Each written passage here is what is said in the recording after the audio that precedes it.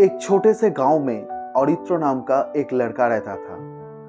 उसे रेसलिंग का बहुत ही शौक था, लेकिन उसके घर की हालत ठीक ना होने के कारण अरित्रो को दूसरा काम करना पड़ता था।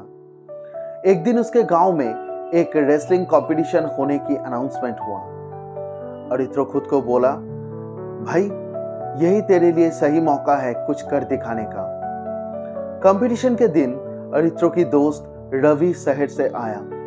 उसने अरित्रो को हौसला देते हुए बोला, ब्रेक ए लेग अरित्रो, आज ये तेरा ही दिन है। पहले तो अरित्रो गुस्सा हो गया। उसने रवि को बोला, भाई तू मुझे पैर तुड़वाने की बात क्यों कर रहा है? यह सुन के रवि हंस पड़ा।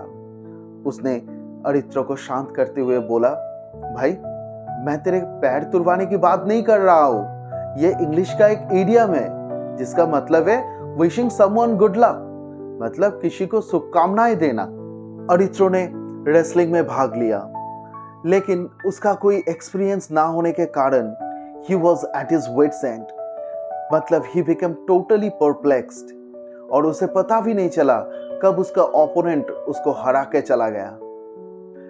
लेकिन उसका यह जुनून रेसलिंग कोच को बहुत अच्छा लगा और उन्होंने अरित्रो को रेसलिंग की कोचिंग देने का वादा किया।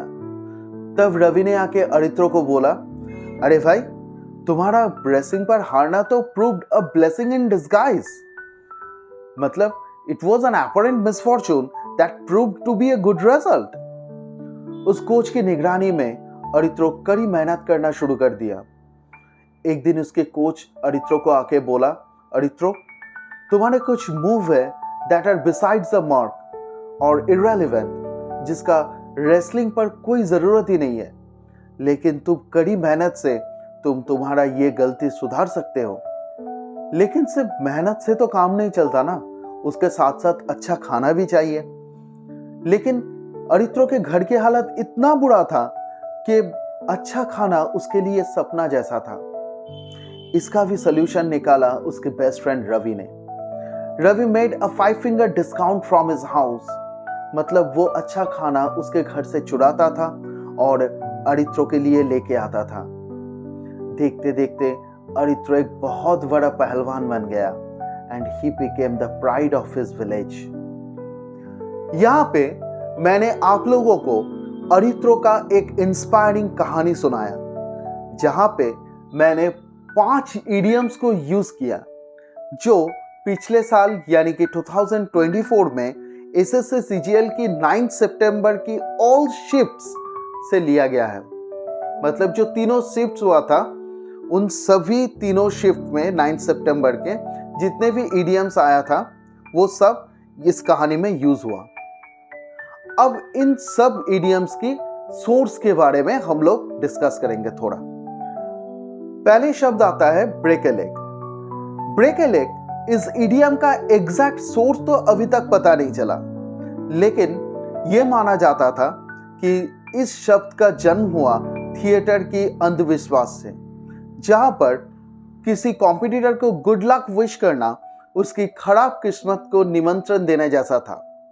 तो कलाकार अपनी कॉम्पिटिटर को या फिर दूसरे कलाकार को विश करने के लिए गुड लक के जगह वो ब्रेक ए लेग ये शब्द का यूज करता था उस कलाकार की गुड लक विश करने के लिए।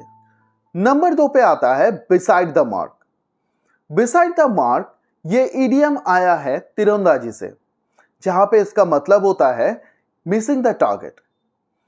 ये इडियम 16th सेंचुरी से यूज किया जा रहा है, ठीक है।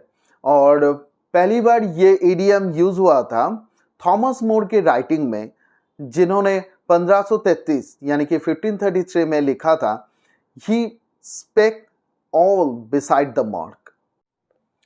Number 3, a blessing in disguise.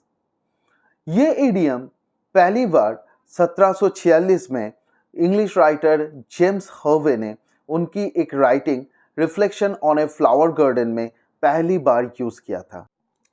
At her wits and ये इडियम पहली बार पोएट विलियम लैंगलैंड उनकी कविता पियर्स द प्लाउमैन में यूज किए थे।